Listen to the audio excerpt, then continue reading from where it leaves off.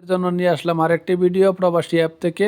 প্রবাসী business app থেকে আপনারা কিভাবে বিকাশ করবেন, বিকাশ, রকেট, নগদ এই সকল যে সার্ভিসগুলো সেগুলো আপনারা কিভাবে প্রবাস থেকে বসে আপনাদের মোবাইল থেকেই ব্যবহার করতে পারবেন।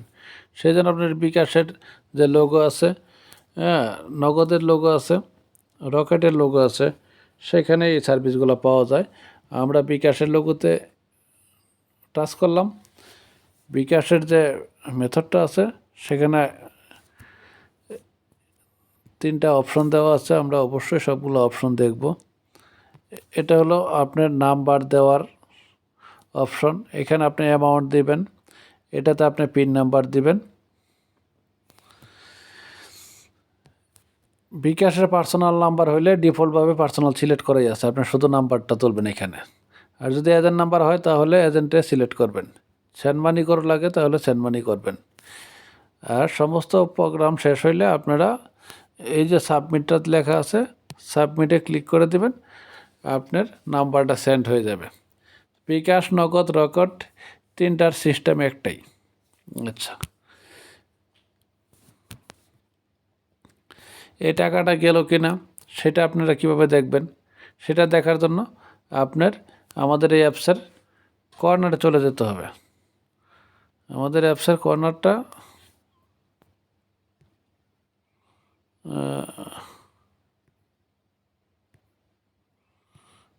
কর্নার আচ্ছা, কর্নারে আমরা এখানে হিস্টোরি দেওয়া আছে। আমরা এই হিস্টোরিতে ক্লিক করলেই আমরা হিস্টোরিটা দেখতে পারবো। যে বিকাশ নাম্বারটা যদি সাকসেস হয় অটোমেটিকলি, সেক্ষেত্রে হিস্টোরিতে শো করবে। আমরা ধরেন এই একটা নাম্বার সাকসেস করছি, এই নাম্বারটা যদি আমরা এখানে টাচ করি, এখানে আমরা ডেটা দেখতে পারবো যে এই বিকাশ নাম্বারটা আমাদের এই অ্যাপস থেকে আমরা সেন্ড করছি। সেন্ড করলে কী হয়েছে, আমরা এই নাম্বারে টাকাটা পাঠাচ্ছি।